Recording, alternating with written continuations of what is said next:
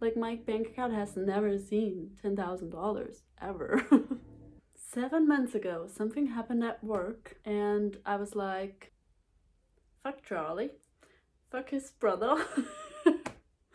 And I decided to save $10,000 francs actually. In this video, I want to talk about how I did it, and I basically go through why I decided to save that amount of money, my income situation, because it might just be the same as yours, the exact lifestyle shifts that I made, the psychology part of all of this, because money is mainly psychology, and I'll share with you what I would do if I would start from zero again. So let's get into it. Hi money bestie, how are you doing financially? So why I decided to save 10,000 was something happened at work, and I was like, okay, if I save 10,000, I have 5 to 6 months of freedom where I don't have to work, and I can just quit my job if I wanted to and then ride the motorcycle to Spain, or I could also like find another job. So that was my initial idea, because I was so tired of working for a company that doesn't appreciate the single person, if you know what I mean. Like, it's just all like, it's budget, and the people at the top don't care about the people at the bottom that do all the hard work. And so I was a little bit tired of that, and I was like, okay, well, I need to find a way to get out of this. That was my initial idea. Where I'm at now is I have saved 10,000.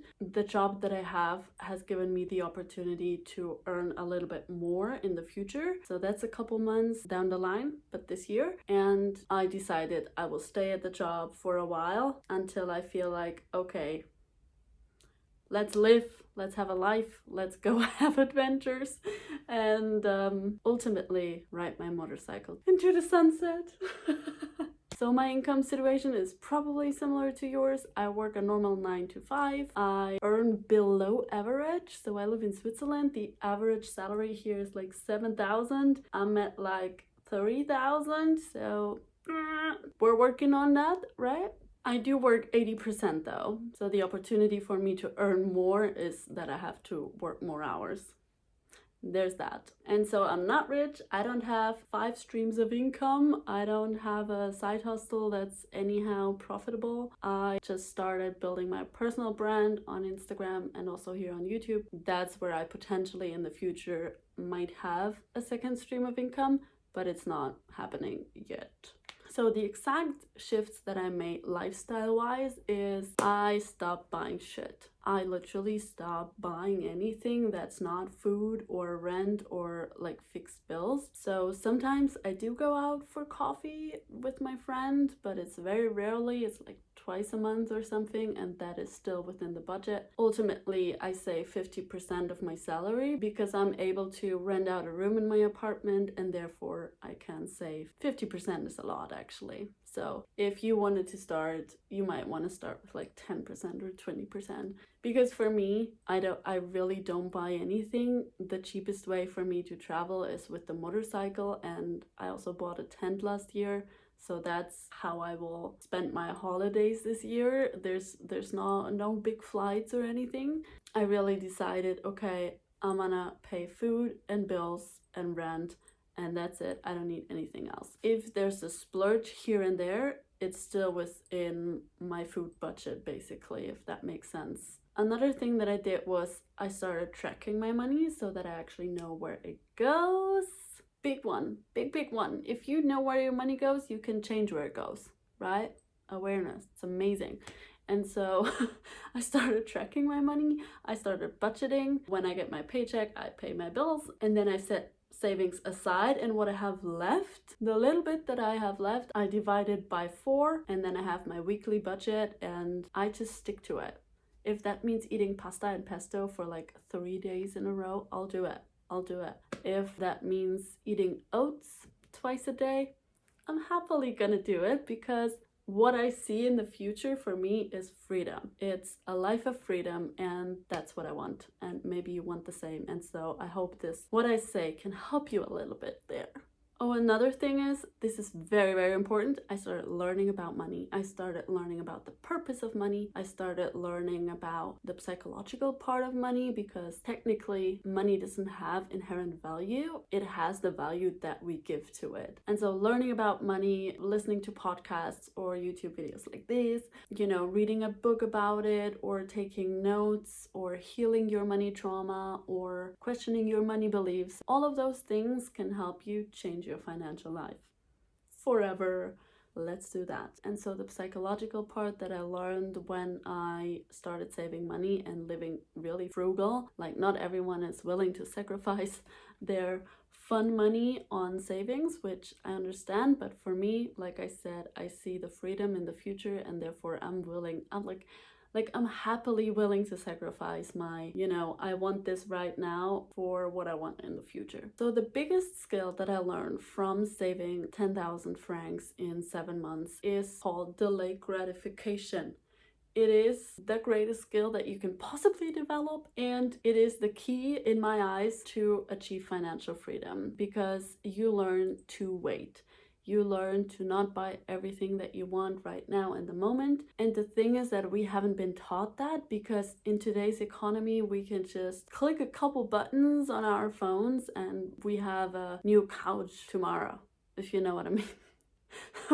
Or like, we order food and it's at our doorsteps like 2 hours later. So that's the economy we're in. We're not really trained to wait on things, but everything that's worth having in the life that you want comes after a period of waiting and maybe some action, but you know what I mean. So delayed gratification, I believe, is on top of the best skills that you can possibly ever develop, and that will, with guarantee, change your life forever. So just learn to wait. Don't buy it in the moment and see what happens. Another thing about the psychological part is that I learned to think rich and not poor. There's different mindsets about being poor, and there's different mindsets about being rich. And so I basically replaced the rich ones with the broke ones. And it takes a while, I'll tell you that. There's a couple things that we need to understand. For example, the purpose of money is not to buy things. The purpose of money is not to buy clothes or a car or a couch.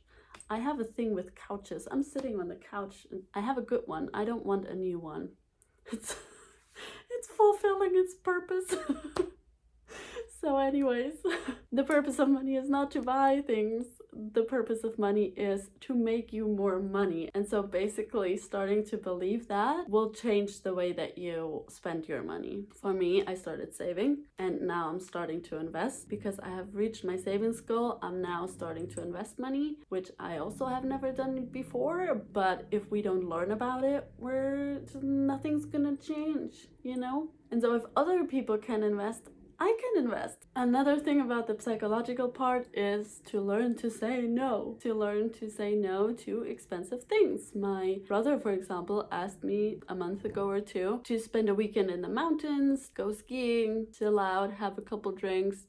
Sounds like a really nice weekend to me.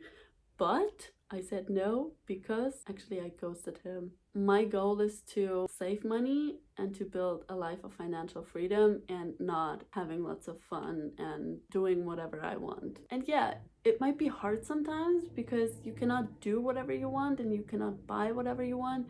But the reward that it brings later, for me, is so much more worth it and so much more valuable. And so for me, not spending 300, 400 francs for a weekend in the mountains, for me, is worth it, that I have just achieved my goal of saving 10,000. And I have never done that before. I'm 29, right? My bank account has never seen $10,000 ever. So this is amazing. This is a huge win. And my mom clapped for me and I'm clapping for me, so that's enough. But what I'm trying to say is that there is a sacrifice behind saving that amount of money, no matter how much you earn. But if you start with saving 10% of your income or 20% of your income, that will barely influence your lifestyle or anything. You can just do the same things except that you have more savings, which is a really good feeling because now you're in control of your money and not the other way around. What I would do if I started again from zero is Number one, I would start tracking my money so I know where it goes. I would do that for 1 month, and based on that, I can see where my money goes and where I don't really need to spend money anymore, where I can cut expenses, for example, on groceries or, renting out a room in your apartment. That's the bigger expenses that are actually kind of flexible. Like, you can control those and you can lower them if you really want to. The second one is I would probably automate 10 to 20% of my income into my savings account. I didn't do that because my savings rate is like 50%, and so I do all transactions manually. I even do my rent manually. I also do my savings manually, and then I just live off the rest. I would also cut my fun money completely. So there's no lots of going out, there's no weekends in the mountains, there's no buying a spring outfit because it looks cute. Also not happening. If you want to save money, that's your focus, and those things are just like not in it, for me at least. But I would highly suggest you try and live frugal for a month or two just to see what happens, because instead of thinking about what you want to buy next, you slowly start thinking about how you can make more money or what you can do without spending money. And so there's really cool like free hobby ideas, free things that you can do, and you can still have a life and it's still fun to be alive. You know what I mean? Like, for me, living frugal and saving that much money doesn't mean my life is shit. Like, I love my life even more than before because I realized what's important to me: spending time with friends and family. That for me brings value to life. It's not buying a new outfit. Like, no one cares about your outfit. And so it's really relationships, it's my own goals and what I want to achieve in life, it's my work and doing a good job at work, also lots of time there. Those are really a couple things that I did that I would do again and that I'm actually still continuing to do because, like I said, I may have saved 10,000, but now I'm going to invest money because I think that is the second pillar of building financial freedom: having money saved, having money invested. And then the third pillar would be to make more money. That's a topic for a different video. And so if you have no savings, start saving money. Even if it's just 1,000, if it's 500, you need to start saving money to increase the quality of your life so you can sleep better, so you can take care of your kids better, so you have mental fucking peace, you know what I mean? And once you have saved 6 months of fixed expenses, you can start thinking about how to make more, how to invest money, and all of these things that are really, really fun to think about and to talk about. And so if you want to know more about my savings journey and my investing journey, you can stick around if you like. Also, if you would like to heal your money trauma and understand the purpose of money better, you can check out my ebook. It looks like this and it's fucking cool, and it's a step-by-step guide with exercises in there so you can rethink your money beliefs and your patterns. You can build savings of 10,000 and way more when you follow the steps inside the workbook. And so feel free, link is below, and I'll see you in the next one. Bye.